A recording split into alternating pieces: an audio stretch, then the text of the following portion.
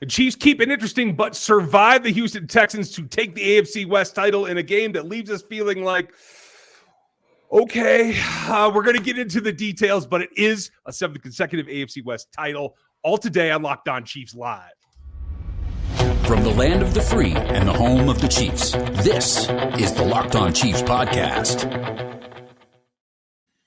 Welcome back, everybody. It came down to overtime, not what any of us expected. The score was right about where I thought it was going to be. There's tweaks to how they got there. We're going to go over it all with Matt Derrick live here from Chiefs Digest. He is ready to go. We're brought to you by LinkedIn Jobs. You can find them and the candidates that you want to talk to the most by posting your job at linkedin.com/LockedOnNFL.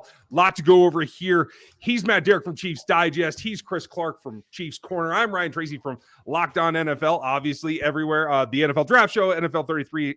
Lot to go here because the shift has happened. I think in both directions, Matt. They secure the win, get their AFC West title, which gives them at least a 4 seed, no matter what happens, and who knows what could happen. This was another game where I think the bottom line comes out to be a little bit better than we thought watching the ball game. What's your impressions of how they played this? Yeah, I mean, the one thing you don't really want to be doing in December is surviving and advancing, and that's really 2 games in a row where the Chiefs have done it 2 different ways. This one's a little bit more peculiar because if you look at the bigger picture, you look at the numbers, these 2 teams weren't the same. I mean, the Chiefs were getting the job done. The Texans really struggled to move the football. There were 2 reasons why the Texans were in this game: the turnovers and the penalties. And I get blaming the officials. I try not to do it. I never like to do it. I think it's a losing argument. But Chiefs probably had some gripes on today, a couple of calls today, especially a couple of critical ones. And there's no doubt. I mean, those helped out the Titans, or the Texans rather, in some key situations.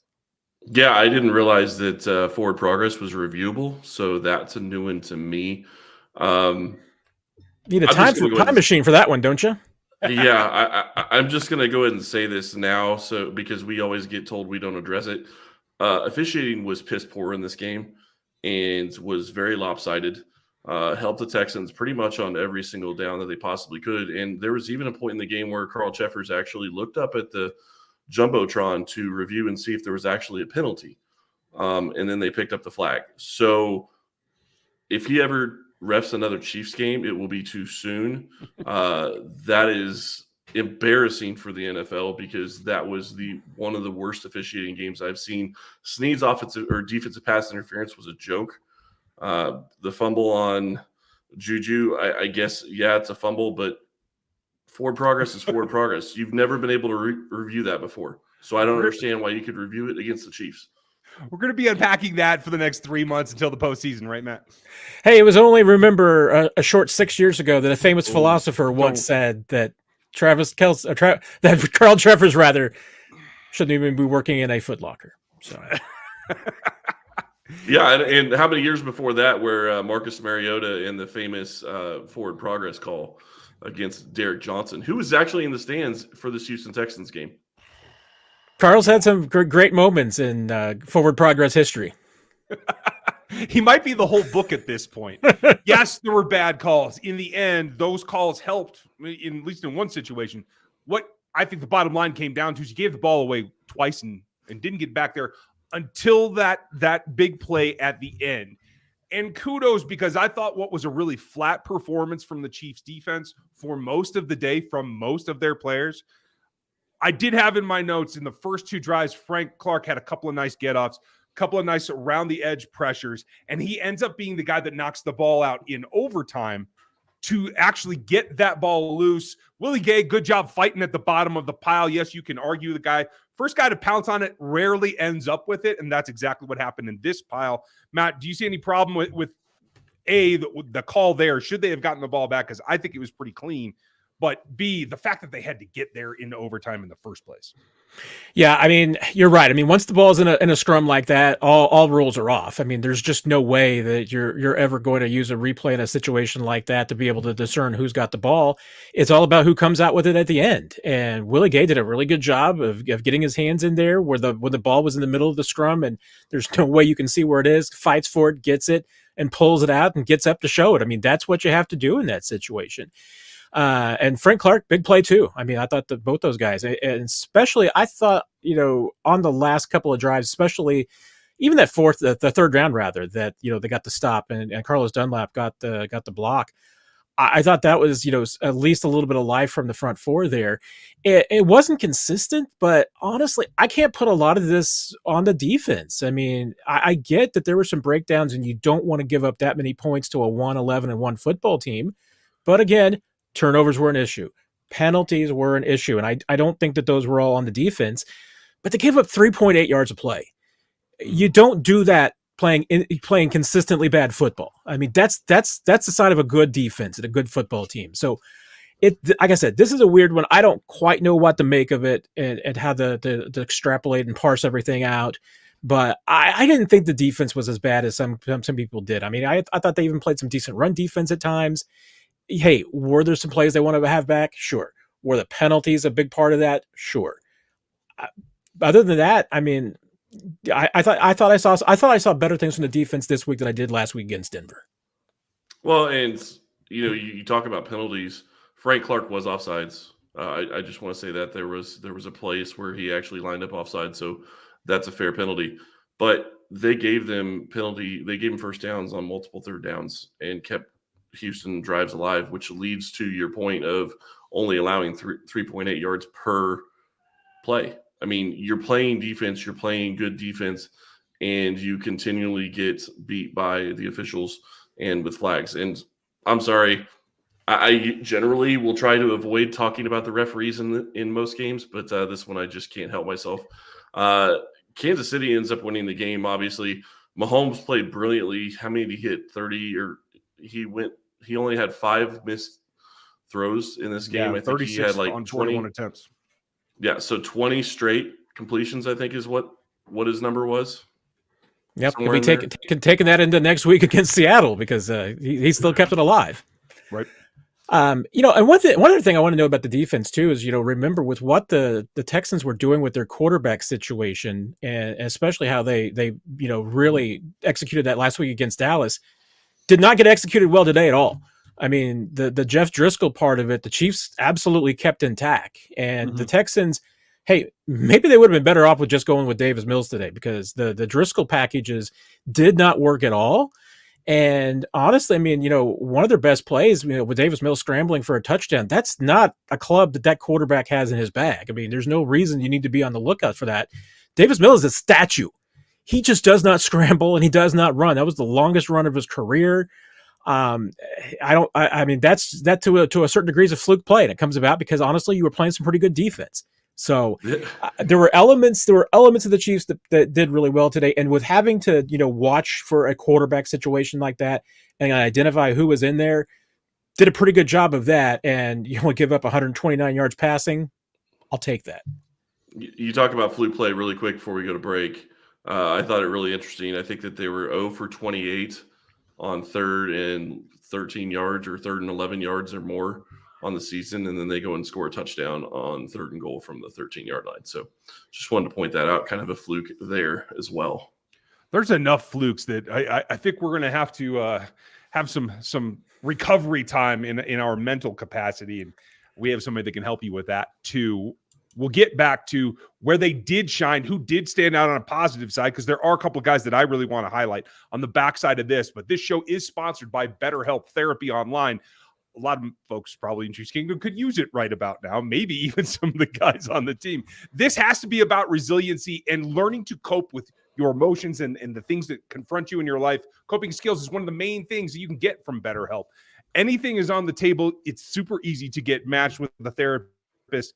Over 3 million of them licensed are in this network. It's convenient and secure, and it's accessible from anywhere, 100% online whenever you need it, whenever you want it. And everyone deserves to feel their best. This makes it easier to get started down that path. As the world's largest therapy service, it's those millions of professionals and people that are licensed and put together. All the benefits of in-person therapy is available in a convenient and more accessible and more affordable way. online. There's no waiting rooms. There's no traffic. There's no endless searching for the right therapist. To get unstuck and get the things that you need with BetterHelp, it's super easy. You can save 10% or more on your first month by going to betterhelp.com/lockedon. That's betterhelp.com/lockedon. And I'm going to tell you about our friends over at LinkedIn. These days, every new potential hire could feel like a high-stakes wager for your small business. You want to be 100% certain that you have access to the best qualified candidates available. That's why you have to check out LinkedIn Jobs. LinkedIn Jobs helps find the right people for your team faster for free. Add your job in the purple hiring frame to your LinkedIn profile to spread the word that you're hiring. Simple tools like screening questions make it easy to focus on candidates with just the right skills and experience so you can quickly prioritize who you'd like to interview and hire. That's why small businesses rate LinkedIn Jobs #1 in delivering quality hires versus leading competitors. LinkedIn Jobs helps you find the qualified candidates you want to talk to faster. Post your job for free at linkedin.com/lockedonnfl. That's linkedin.com/lockedonnfl to post your job for free. Terms and conditions apply. Now, in what is a kind of a ludicrous whack-a-mole situation here, what we had to talk about last week is not what we have to talk about tonight. Like you said, Matt, Patrick Mahomes, clean, clear, for the most part, delivered the ball quickly. They brought some things in. I have some question marks about the overtime plays, but we'll talk about that later. On the other positive side, guys that turned it around, a lot of them were up front. Frank Clark made a couple of plays like we talked about. I thought this was, again, 2 games in a row where George Karlaftis took a step forward and was pressuring. Yes, he has to break down and not let Davis Mills cut away from him. I think that was more on Mills raising his level of game in scramble than George not. Let's see. Carlos Dunlap with a couple of batted passes. Colin Saunders was all over the place. The front showed up in terms of the down linemen. Did you see anything that made you feel like this was not something that can continue to progress on? Yeah, I mean, I thought there was some timely effort on the defense, and two, I mean, I do think that the Chiefs were going into this game defensively with the attitude of probably being a little bit less attack and being a little bit more, contained, in the sense that the first thing that they had to do on every snap was identify who the quarterback was going to be. And certainly that got easier as the game progressed, but that was the number one thing that they wanted to do. And I think there was also a big effort this week on just not over pursuing and not overplaying. They didn't want this team to be able to bust some big plays because they were looking to maybe have the knockout punch. And I think that for the most part, they did that. I mean, this team still has a little bit of the bend but break approach because they're struggling in the red zone. And that was another problem again today. To get the one stop, but I think they were 3 of 4 in allowing scores into the red zone. Mm-hmm. 3 of 4 against the 1-11-1 team, not good. I mean, you got to start being able to come up with big plays there. And like I said, I mean, I felt like the Chiefs in the middle of the field, the defense did its job. It was just, once again, they only got the one stop when they needed it in the red zone. But other than that, you got to be able to start getting stops in that area. And this team hasn't done it consistently. And that's an area that, hey, if they're going to get knocked out of the playoffs, that's the area that we're probably going to circle. I have to think so. At the linebacker level, Chris, did anything stand out to you? I think that they keep taking Willie Gay off the field. I don't like that. I understand that Darius Harris played well early in the season. They want to get him on the field at some point, but I think that Gay deserves to be on the field for as much as he possibly can. I liked what I saw from Chanel in multiple plays. I didn't look like he got a sack, which I thought he had one, but I guess maybe they just called it a design run, so they didn't give a sack on it. But I thought he played very well when he was in there. You saw pressure coming from his spot, which was impressive. The one thing that really stood out to me when you start looking at the defensive line, this defensive line plays as Chris Jones plays. Chris Jones was not very good today, and I'm not saying he wasn't. I will say he wasn't his normal self. From everything that we've heard, he's been sick. He's been dealing with whatever his sickness is, the flu. Congratulations for him. I'm not trying to call him out on it. I'm just saying he didn't have a great game, and this was a game that I expected him to have a good game because he was going up against a guy that was stepping in for Kenyon Green, and really that's not a great interior offensive line, and he didn't have the pressure you would expect. Yeah, I don't believe that Chris Jones even had a tackle today, which is pretty rare. I mean, Chris Jones, when he plays, usually gets involved. one way or another, even when teams are designed to try and take him out. I think Chris makes a really good point. I mean, he was sick on Friday, and I don't think there was any doubt that illness was keeping him in check. Played through it, played gutty, but yeah, I mean, you do wonder a little bit about, hey, did they need him today? Probably not. Could they've given him a little bit more rest? Maybe they could have. Woulda, coulda, shoulda, who knows? But I will say this about Willie Gay, though, and the Darius Harris question. I think there's a case to be made that Willie Gay has been playing better in the fewer snaps that he plays. I think there's been a real step up in play. And whether that's just a correlation with fewer snaps and maximizing his energy and effort on the snaps that he's in there and putting him in situations where they feel like he's best suited, or it's a challenge. I mean, I know Willie wants to be out there. I mean, he's definitely not happy with having to split time. But I there seems to be a correlation to me with how it's going, whether or that is going to earn him more time or they're going to stick with this rotation to kind of keep that fire going. It's anybody's guess at this point.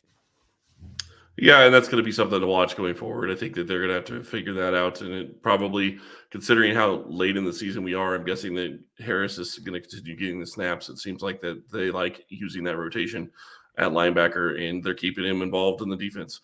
So I guess there's that. When you start looking at what the corners did today and really how the corners played, I thought the corners actually played pretty well. You start looking at the receptions that were allowed. I think that Snead played a pretty good game, although that TD was on him, got beat by a good route and by a good throw. It's going to happen in the NFL. This defense still has to play better than it has been. You're absolutely right. They didn't play horribly considering the yards per play that they allowed. But you can't allow a team like the Texans to score that many points on you and feel like you're going to be successful in the playoffs. Yeah, I almost have to probably give the secondary maybe an incomplete today, just simply because Texans only had 12 completions, and a lot of that is just based on the fact that, I guess Mills had 12 completions. They had 14 total, but they really didn't challenge the Chiefs deep that much. Sure. I mean, they did on occasion, but it was inconsistent. I mean, they got bailed out with some flags. I mean, there was a couple of those that I don't think were going to be completions regardless of whether or not the flag came in. So that's another point you could make there. But we also certainly didn't see that the Texans coming out with a plan of trying to attack one of these specific young guys. So that was certainly at least a benefit for Josh Williams, who, has had, I think, needed a day like to this where maybe he didn't get picked on as much. I don't think the Texans were really targeting anybody specifically. And I think with the state of their offense, they can't afford to. I mean, they're just trying to find whatever play they can make. And I thought overall, I mean, hey, you give up 14 completions, that's a win, but I don't know if they really got tested enough to see how those young guys really graded out today. Yeah, and then you flip it over and you look at the offensive side of the ball and you start looking at Pacheco and how he played in this game. And then just really, I was kind of surprised. You start watching this game and you see Pacheco come out after that fumble and basically got set out the entire second quarter after that fumble. Ronald Jones came in. Obviously a message from Andy Reid, got to take care of the ball. I think the rookie obviously got that message because he didn't put it on the ground and looked like he had it securely the rest of the game. What did you see from him after he came back in the third quarter? Yeah, it certainly looked like he was a little bit more focused. And, you saw some shots, I think, during the game of him on the sideline after he got kind of semi-benched there in the second quarter. Hey, the fumbles were becoming a concern. And even though the Chiefs showed a lot of confidence in him after the last time, to just immediately getting back in there and give him the football again, I think you're right. I mean, this time was a little bit more about sending a message and making, sure you got to put every point of pressure on that ball that you can to hold on to it. I went back and looked at it. He's got 4 fumbles now in the season. That's tied for the second most by a running back in the Andy Reid era. Jamal Charles had 5 one season back in 2014. He's Jamal Charles. You're going to allow that. Mm-hmm. But Andy Reid has usually had a fairly short leash, and we've seen it with other guys. We've seen it with LaShawn McCoy. We've seen the short leash on turnovers before. So I think it was important for Pacheco that he got back in there in the second half. But I think this also, to me, just further backs up the point that this is going to be a two-headed monster. Jerick McKinnon is going to get his touches. And I think you're probably one turnover away from, when you get to the postseason, McKinnon might be the guy. Yeah. And that's, it's got some concern just because of his sustainability and his injury history. Can they continue to lean on that? What does it look like going forward? We'll get back to that here in a second. But a word from our friends at PrizePicks, because if you had Patrick above his 292-yard line for PrizePicks, you made some money this weekend, because that's all you have to do. Take the lines that they set. It was 292.5 this particular week. Choose whether Patrick or any other player is about to go over or come in below that, more or less. It's a nice, easy thing to choose. Put 2 to 5 of those players together and you have an entry. You can make up to 10 times your money on your entry. You don't have to compete against other people or set multiple lineups. It's just your thoughts on, do they go more or do they go less? For not just football, but any sport, entries can be made in 60 seconds. They're fast, they're easy, they're safe, and the withdrawals come in very handy. They're available in 30 states and Canada. All you have to do is download that PrizePicks app at any app store, or go to prizepicks.com. That's prizepicks.com.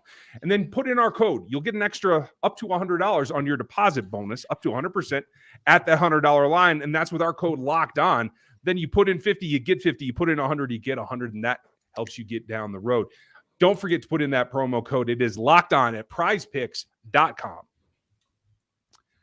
Sustainability is what I want to kind of wrap on, because this, unfortunately, with the whack-a-mole that we talked about earlier, it's up and it's down. They don't seem to be able to put a whole game together. I felt like the team as a general came out flat in the first quarter, Matt. I think between the Kelsey, that redonkulous penalty that we're not even going to talk about this moment, but that play in particular, and then the research that you guys talked about with Pacheco, those two things seem to bring some spark.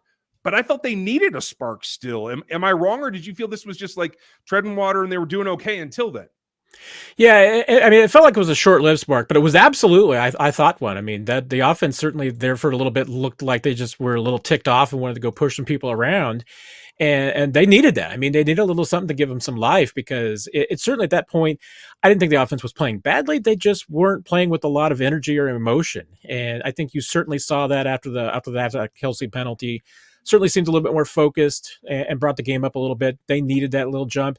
I mean, the offense, once again, I mean, I'll say the same thing about the defense. Offense didn't play badly. I mean, Mahomes had good numbers, didn't turn over the football today.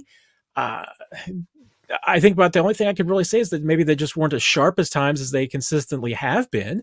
It wasn't, like I said, it wasn't a bad performance, but I don't think you could say that they brought their A or their B game necessarily today. And the turnovers were, again, the one thing that hurt them.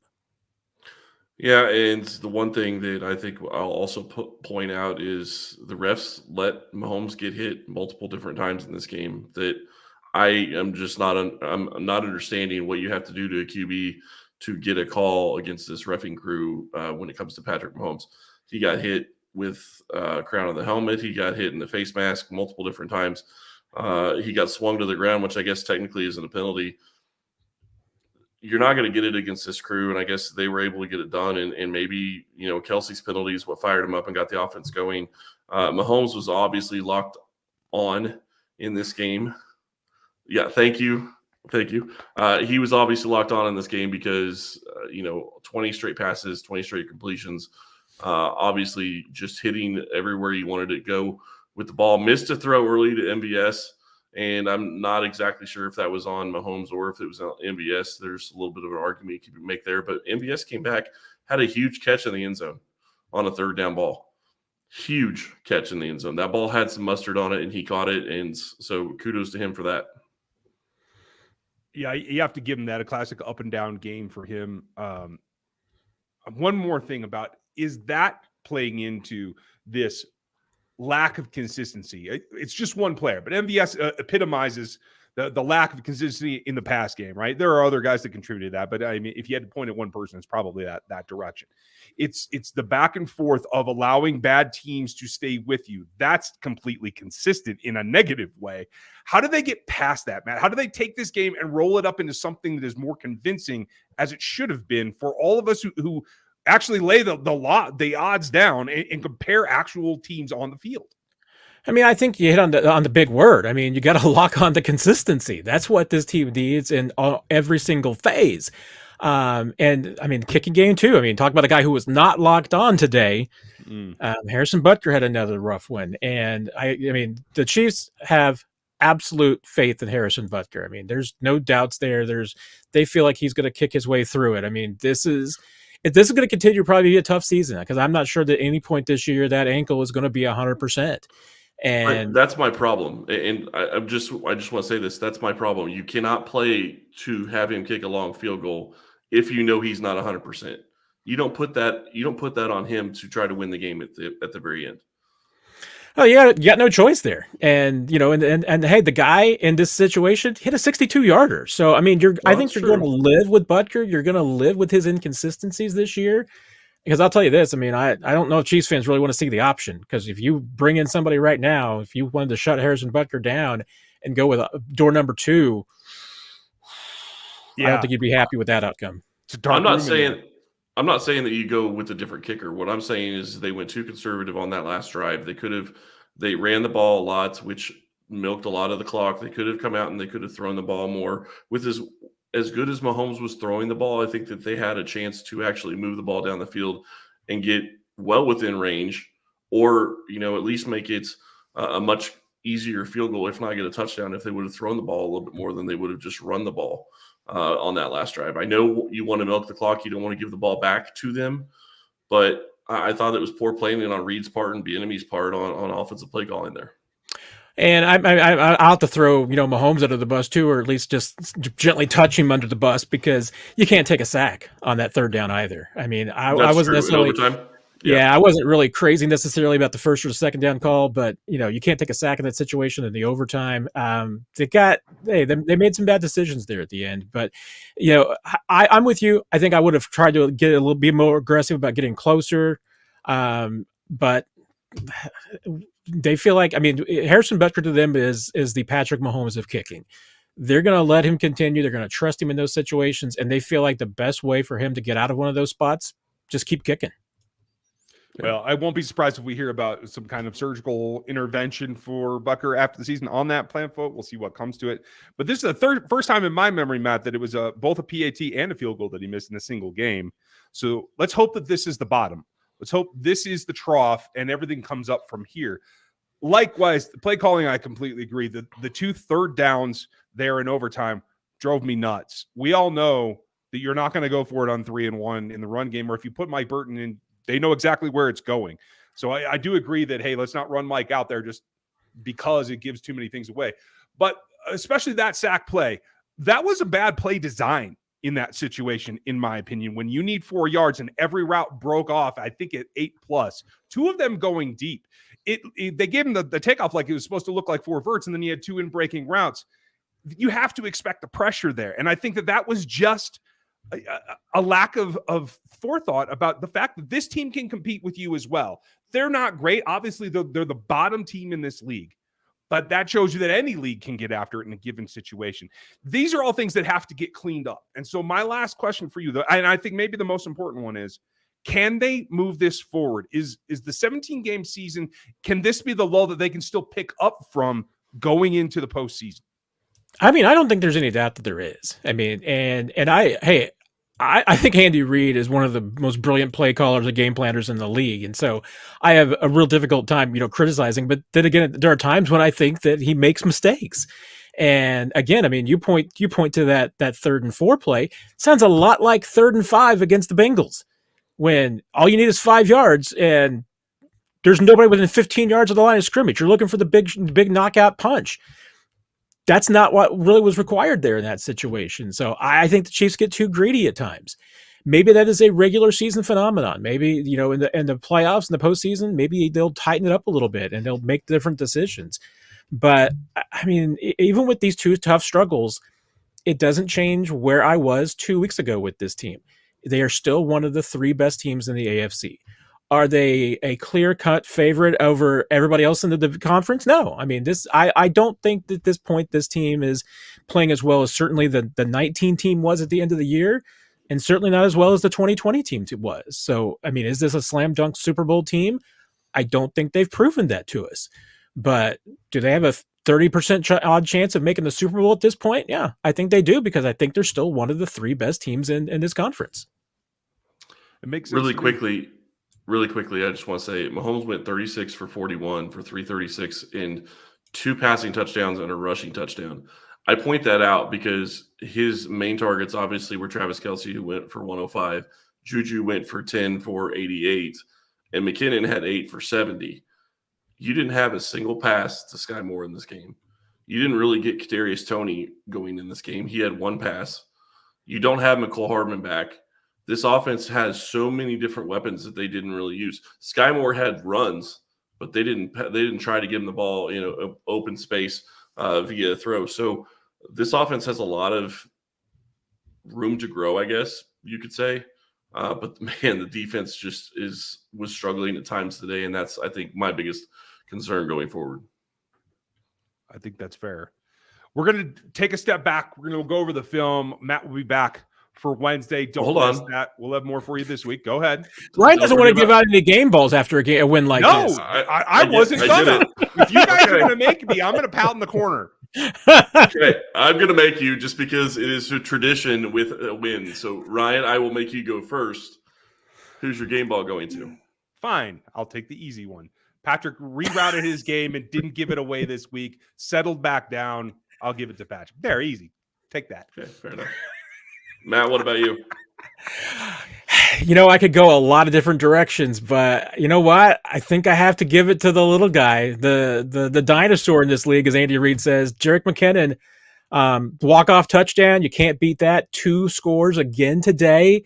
This is a guy who, in the first 7 years in the league, only had 1. Well, no, I actually think that may be right. I have to go back and look at it. I think he only had the 1 he only had the 1 2-touchdown game back in 2017. It's been more than 5 years since he's had that. And he's had 2 touchdowns now in back-to-back games. That is crazy. McKinnon is playing the best football of his life right now. It's coming at a great time. Bailed out the Chiefs 2 weeks in a row. Jerick McKinnon, get a game ball, man. Yeah, McKinnon and also had a 2-point conversion. Let's not forget that. I'm going to be a little bit different and say I'm going to give my game ball to Juju Smith-Schuster. And you could give it to Travis Kelce, but I think you can give it to Kelce just about any week. He gets an honorable mention for me. I just thought Juju had some catches that really got this offense going at times and kept them going at times. And I think that is really what this team is missing at times when you start looking at the wide receiver group, is that guy that can just sustain drives outside of Travis Kelce. And Juju's been that guy. And he got I think he hit another milestone this week with over 65 catches for the year. He should go over 1,000 yards. It's a great signing by Andy Reid and by Brett Veach in Kansas City. And thank you very much, Juju, for coming here. I think he's been a very good receiver for this team. And he's on pace to end up with more receiving yards this season under Andy Reid than anybody else not named Hill or Kelce. To do that in your first year in the offense, pretty impressive. And I agree with Chris. Some of the catches that he's making right now, they're tough catches. They're key. They're in big situations. And right now he's right now Tyreek Hill to Travis Kelce. He's become Robin to Batman. So give him the kudos. And the catch I'm thinking about the most is probably the first catch of overtime. That 19-yard, I don't know what the route was, but that 19-yard catch just to get the drive started when they started back because of a penalty. That just goes to show, I think, his value to this team. Yeah. And that will have to continue. We'll talk about signing and cost and everything as we run down to the off season. But that's it for us today. We will be back with you tomorrow, break everything down once we get snap counts, et cetera, et cetera. And Matt will be back for Wednesday, so don't miss that. You got the W. They are the AFC West champs. Let's still remember that and think on the positive side. I'll have something special for you. Watch social media for us tonight. Thanks for being here. Matt, thanks for your time post-game. As always, everybody, we'll talk to you later. Have a good one. We'll talk to you tomorrow.